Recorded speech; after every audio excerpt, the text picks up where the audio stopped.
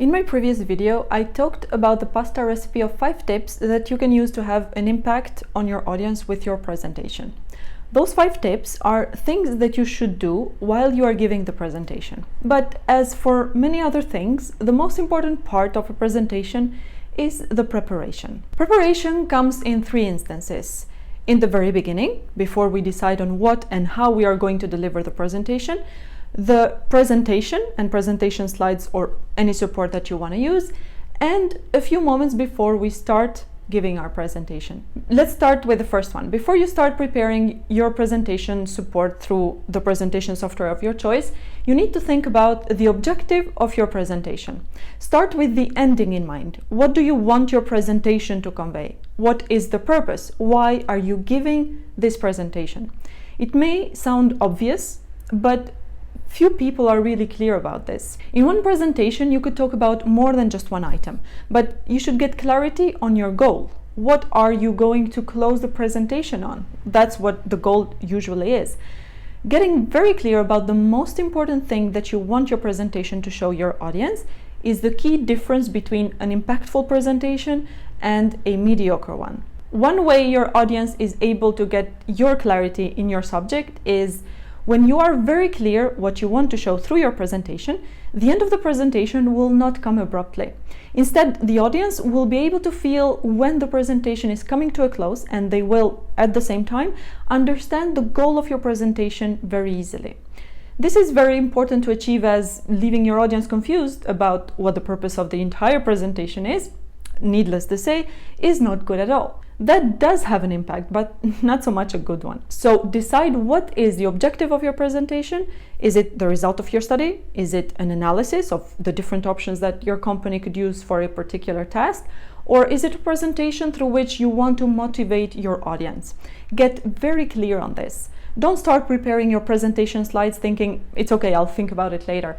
Decide the purpose of your presentation first. If you don't decide at all on the objective that your presentation has, then your lack of clarity will show and will leave your audience confused or just simply not impressed and affected by your presentation. As part of the second step, you should start with first determining the structure of your presentation, which will also determine the structure of your presentation slides. It's really up to you how you like structuring your presentation or what format you're more comfortable with. You could start with an outline of the main elements that you want to talk about, and then expand with a few sub-elements. This can help you in organizing very quickly your presentation slides. You can very easily determine the number of slides that you need, or how many slides one item of your presentation will take, and how much information you need to include in each slide. You could also script exactly what you want to say during your presentation. What I used to do up to my first year of master's was prepare an outline of my presentation and then just wing it. I liked the spontaneity that this came with. I would prepare the slides with the main information that I had to share, and then while I was presenting, apart from the information which I knew and was easy to talk about, the remaining part, the body language, the connection building with my audience, and everything else, depended very much on the moment.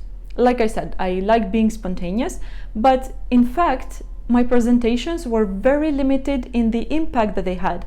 And in hindsight, I never thought that there was an alternative to that. Then in my first year of master's, I had to give a presentation as part of my internship defense, and my internship supervisor told me to write down everything I wanted to say during my presentation.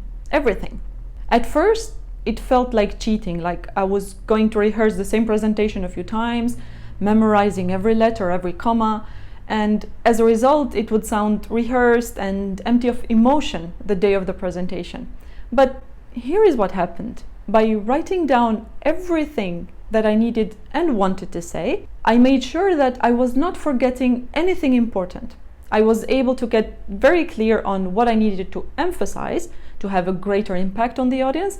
And I also realized that having rehearsed my presentation down to the very last detail, I got rid of every fear that I had experienced before about forgetting to say something during the presentation, or getting stuck or losing track. Now I could have some peace of mind, and I could pay attention to my audience instead of being entirely focused on me and my presentation. Now I could focus on the impact that my presentation had on the audience. If you don't like memorizing your entire presentation, you don't have to. But at the very least, do give a clear structure to your slides and your presentation. The second thing is the presentation slides.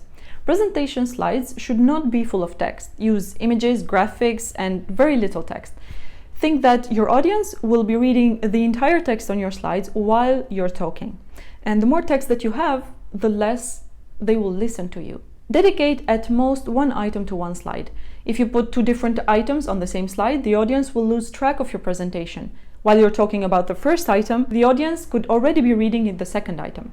You should always start a presentation with an introduction to what you're going to talk about, and you should always end it with a very quick summary of what you just talked about. If you are talking about more than just one subject in your presentation, then do a quick summary of what you said at the end of one subject before you move on to the next one. Also, be careful to build a presentation where, when you move on from one slide to the next, it makes sense.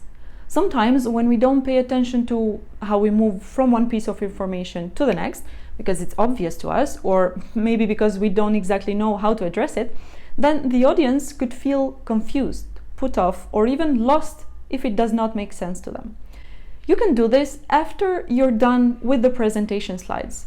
Move from one slide to the next and pay attention to whether it's obvious and clear or if it needs more explaining to do. The third thing to do is practice, practice, practice. Practice does make perfect. The first couple of times that you practice your presentation, try to be more critical in order to fix and change what needs fixing and changing. You could do this by presenting in front of a loved one and get their feedback. After everything you feel needs changing has been changed, then focus on just practicing. If you plan on including a specific story or a joke, include that in your practice too. You could practice in front of a mirror, or you could also record yourself presenting. This makes it possible for you to see what your body language is. Sometimes we think we are doing some gestures, but we're in fact not moving at all.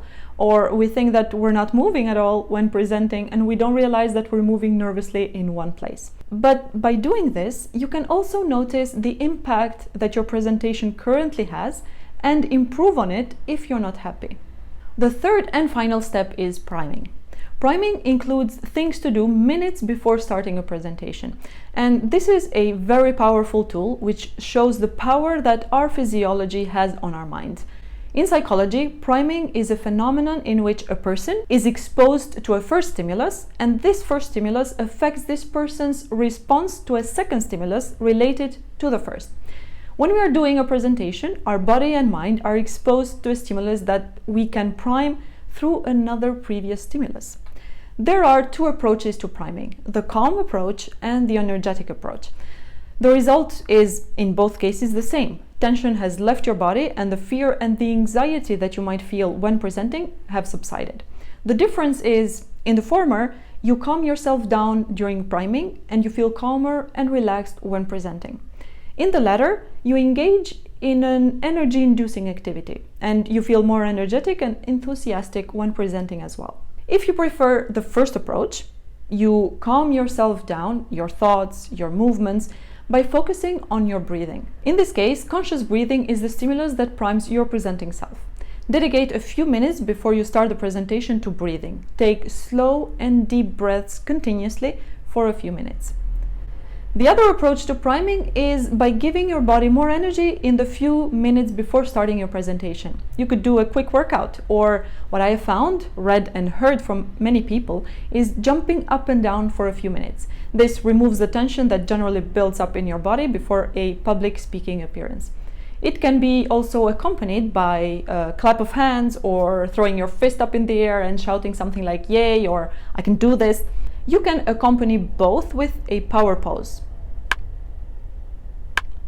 Whatever pose you prefer. Moving your body oxygenates your brain, and the hormones that are released during the workout alleviate the tension, calm down your nerves, and relax your body. What exercising does is it puts your body under distress, which is more elevated than the stress that we experience during the presentation. And that just means that we can handle the stress of the presentation better. So, to prepare for a presentation, remember to start with the ending in mind, structure your talk and presentation slides, and do your priming. then you're ready for your presentation. And if you want to know how to do an impactful presentation, then check out my pasta recipe right here, and I will see you in the next video.